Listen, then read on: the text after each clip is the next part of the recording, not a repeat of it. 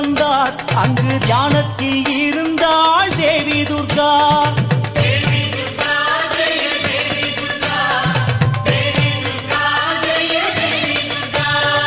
தியானத்தில் இருந்தே விழிக்கின்றாள். குறுநகை புரிந்தாள் தேவி துர்கா. வந்தவரெல்லாம் பணிகின்றார். உள்ளமும் குளிர்ந்தாள் தேவி துர்கா.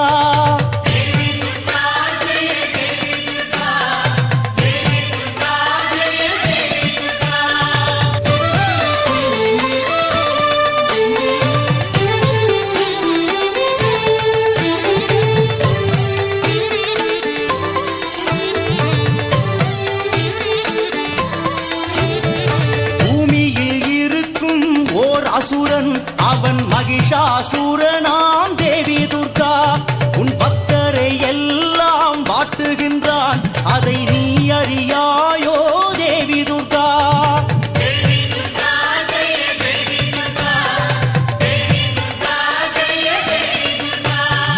சொன்னதை கேட்டவுடன் தேவி துர்கா உடன் சிலிர்த்து எழுந்தாள். மேனியெல்லாம் பக்தருக்கே ஒரு துன்பம் என்றால் அதை விட்டு வைப்பாளோ தேவி துர்கா.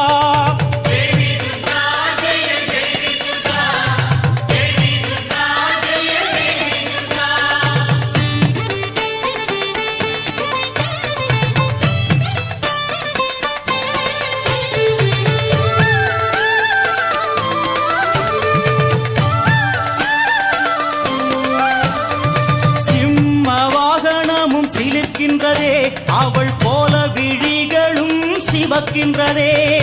18 கைகளிலும் ஆயுதங்கள் அந்த அசுரனின் உயிருக்கு ஏங்கியதே.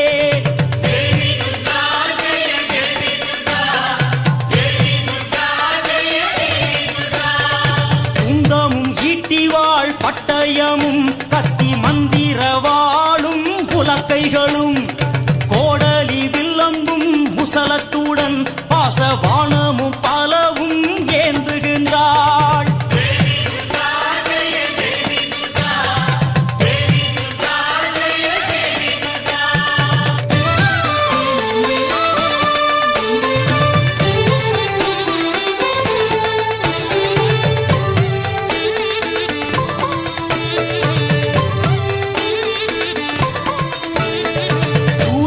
சிவப்போ விழிகளிலே அந்த எரிமலை துடிப்போ நெற்றியிலே.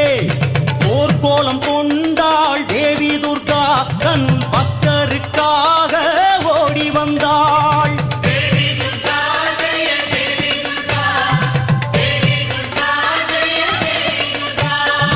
யுத்த பூமியிலே தோன்றுகின்றாள். தன் சூரத்தனங்களை காட்டுகின்றாள். அண்டத்தை படைத்தவள் தேவி துர்கா இந்த அற்ப அசுரனை நோக்குகின்றாள்.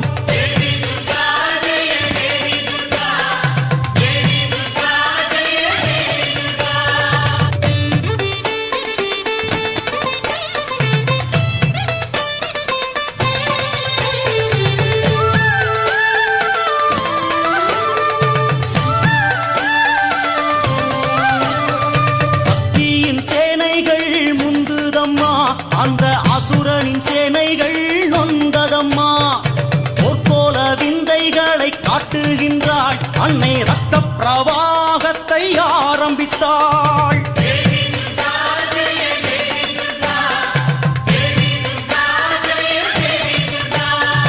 தேவி பராசக்தி எச்சரித்தாள். அந்த பாவி மகிஷனோ கொக்கரித்தான்.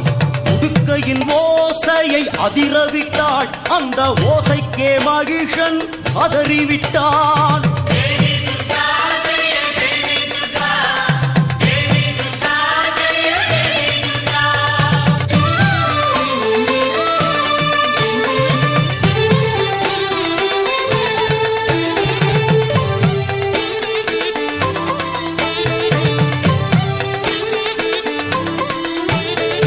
அசுரனின் வீதியும் நெருங்கியதே.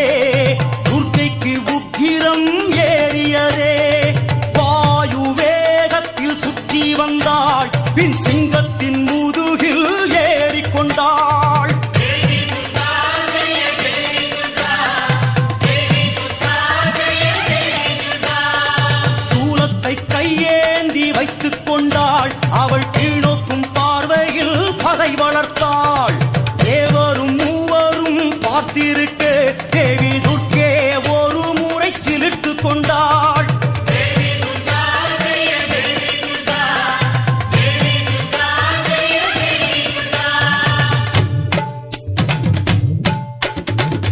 சிவந்த சினத்தில் போருக்கு புறப்பட்ட துர்கா கையில் கணையாய் முறுக்குவளை மோதிரம் கனத்த கொங்கை கவசமும் தூய வண்ணப்பட்டும் சந்திரப்பிரவை சூரிய பிரவை தலையில் பின்னல் சதுரான ராக்கோடி குஞ்சலமும் கொண்டு ஆலவட்டம் வெண்கத்தி குடைகள் கொடிகள் கொண்டு கோலாகலமாக யுத்த பேரி வாத்தியம் முழங்க கொடி பறக்க இடிபோல் அட்டகாசம் செய்த பராசக்தி மகிஷாசுரன் மேல் சுதர்சன சக்கரத்தை சுழற்றி எறிந்தாள்.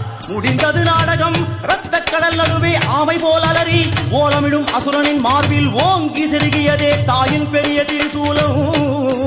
பக்தருக்கெல்லாம் சந்தோஷம், துர்க்கைக்கே ஜெயம், அன்னைக்கே சுபசோபனம் சுபசோபனம்.